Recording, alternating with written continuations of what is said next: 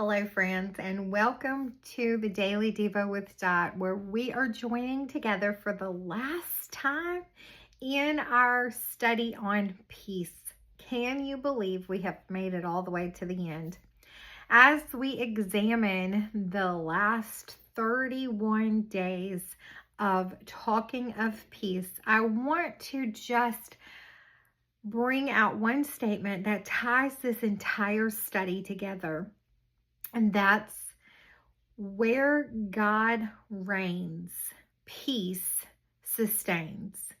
And friend, let me just say that where God is, the God of peace, that is where peace is abounding. So today in your life, are you at peace with God? Do you have the peace of God? Does the peace of God flow from out of you? Does it completely sustain you in those questionable times in your life? Today, I want to bring out a story from Psalms 34, where I know you have read this Psalms before. But it wasn't until I had sat in a study with Miss Lynn Wise where she put it into context and really explained this Psalms. And it really allowed this Psalms to just come alive to me and see how powerful David's words are in this Psalms during a very crucial time in his life. So before we get to Psalms 34, I want to go back to where this is in 1 Samuel. You see, before David pens this beautiful Psalms, we see that David is going through some hard times in his life. This is during the time when King Saul is after him and wants to kill him. And David has ran from the kingdom. He's left the kingdom and he is on the run for his life. Well, he ends up going into enemy territory for help. And it's interesting because while he's there in enemy territory, they began to recognize him as the one who had killed Goliath. He goes to this town of Gath where Goliath is from. And he's taken to the king.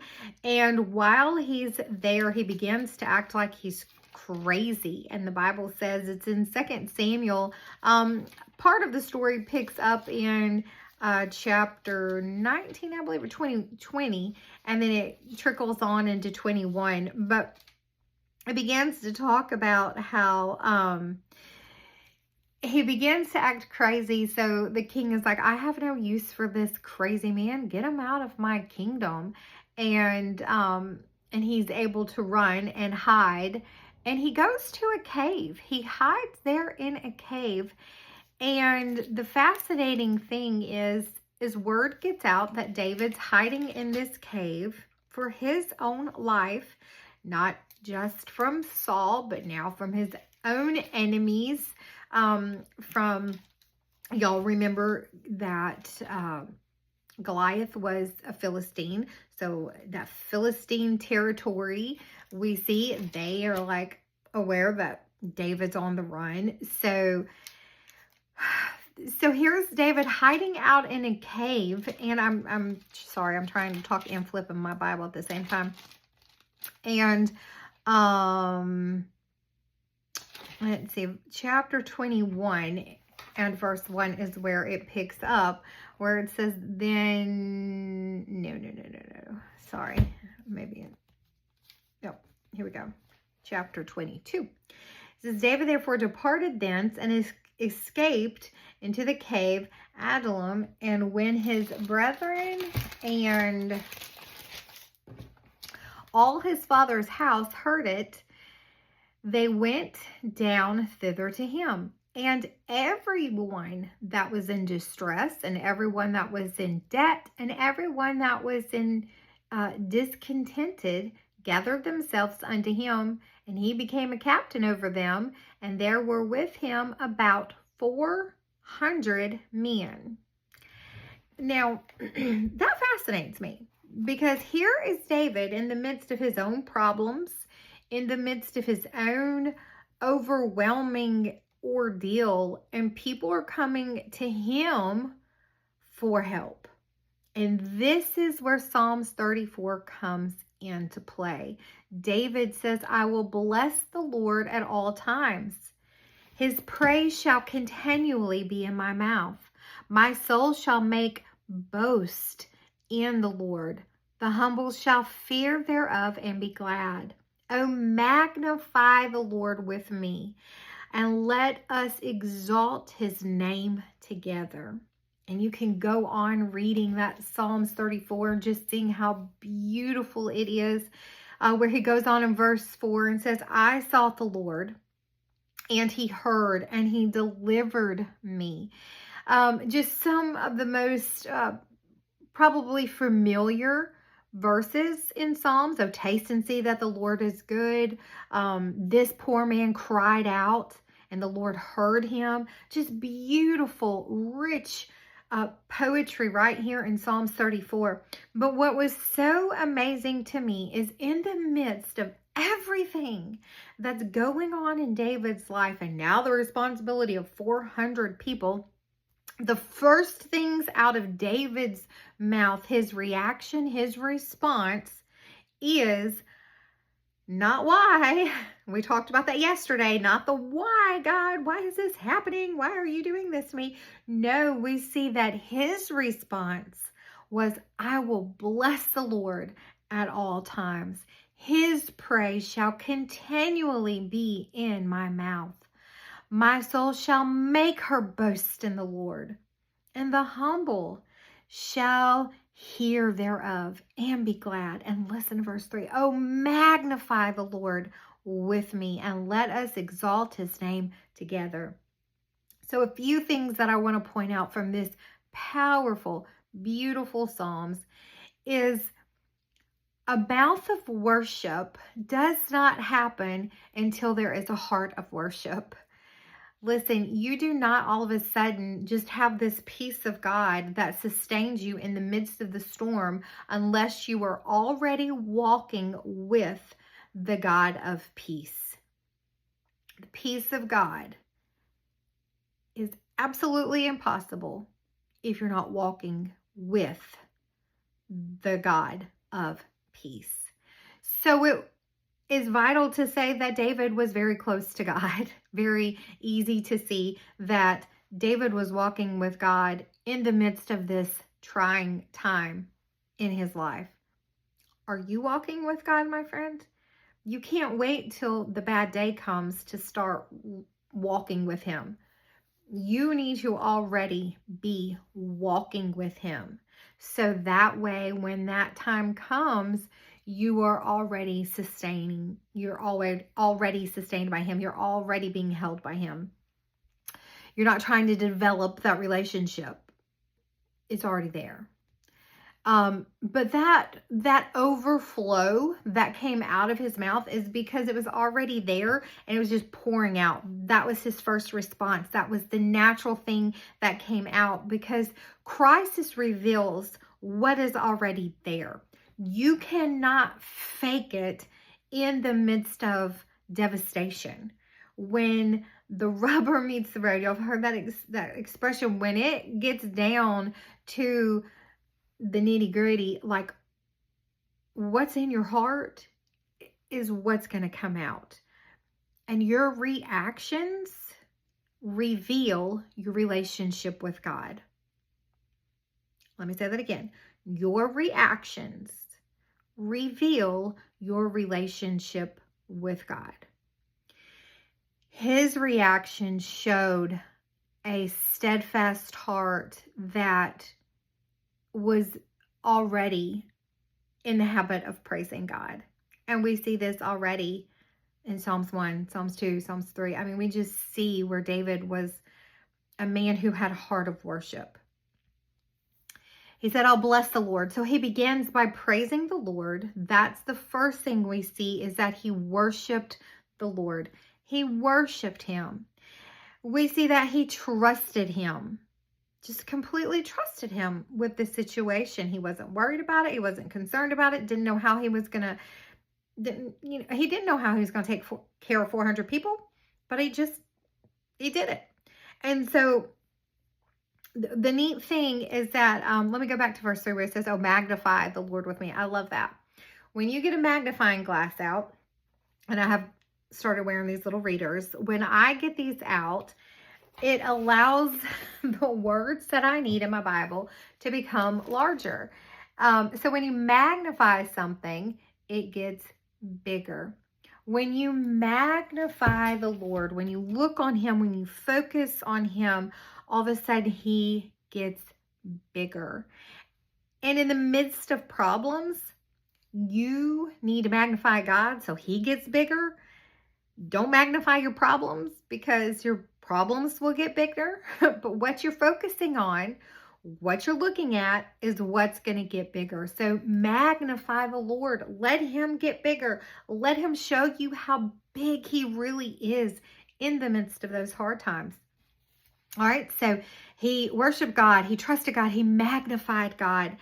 And then this is really cool, something that the Lord showed me. In the midst of all of this, he still obeyed God. He continued to do what God wanted him to do. He ministered to the people.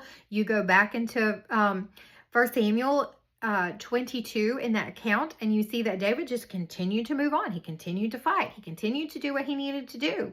So he obeyed God. That was his first reaction, was just to keep on going. He didn't crawl up in the cave and go into depression and hiding and having anxiety attacks. He just did what he was supposed to do.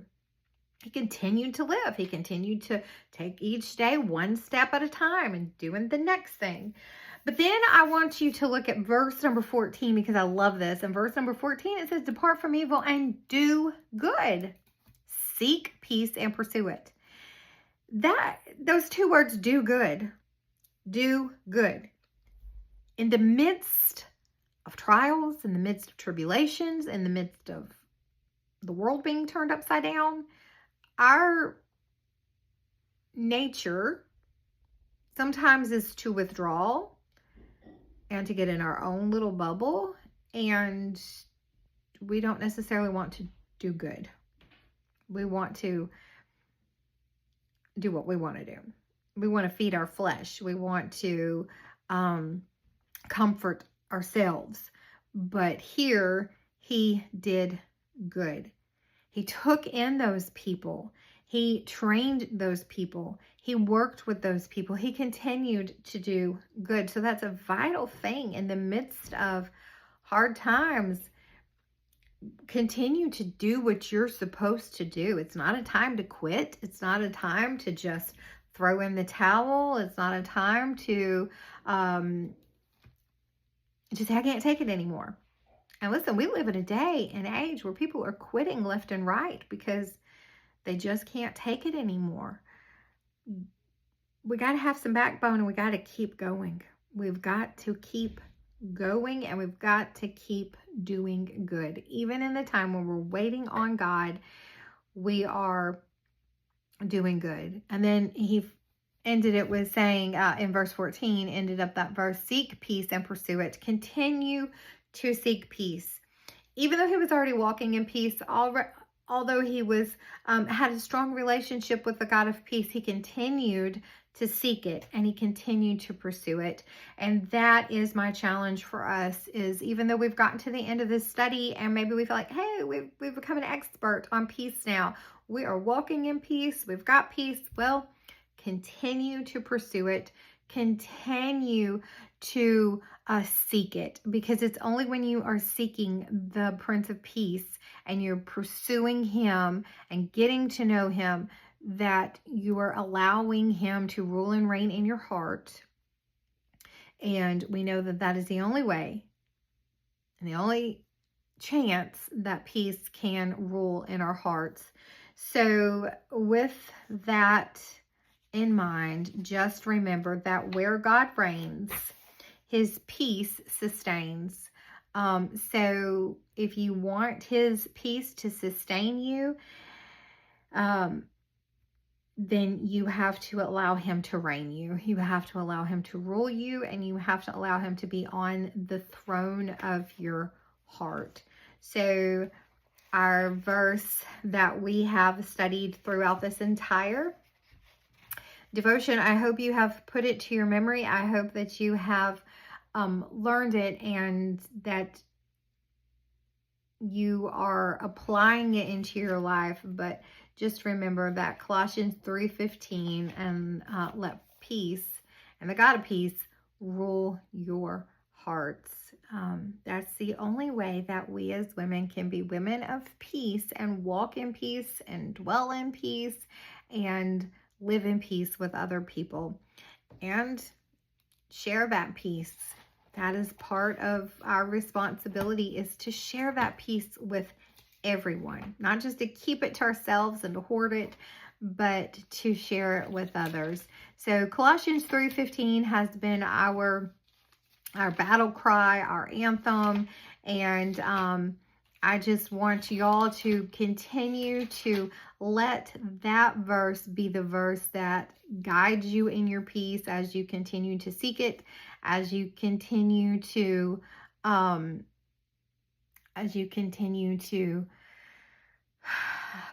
seek it and pursue it. So let the God of peace rule and reign in your heart, and let him transform you to be a woman of peace. So my friends, thank you for sticking it out. I hope you've done the entire study. I don't know if this turns out backwards or whatever, but this is available on Amazon. If you have been just watching this study and you haven't been you haven't actually gotten the book, get the book. It is available on Amazon now, and it's a 32 daily devotion that you can go through. It's got, reading parts. We've got like the little day 1, day 2 that you can do. You can work it. It's got some journaling places for you, but it's just a quick little daily devotion that you can do every morning as you are on your pursuit for peace. So friends, thank you for being a part of this. Love you and blessings, and continue to seek and pursue peace.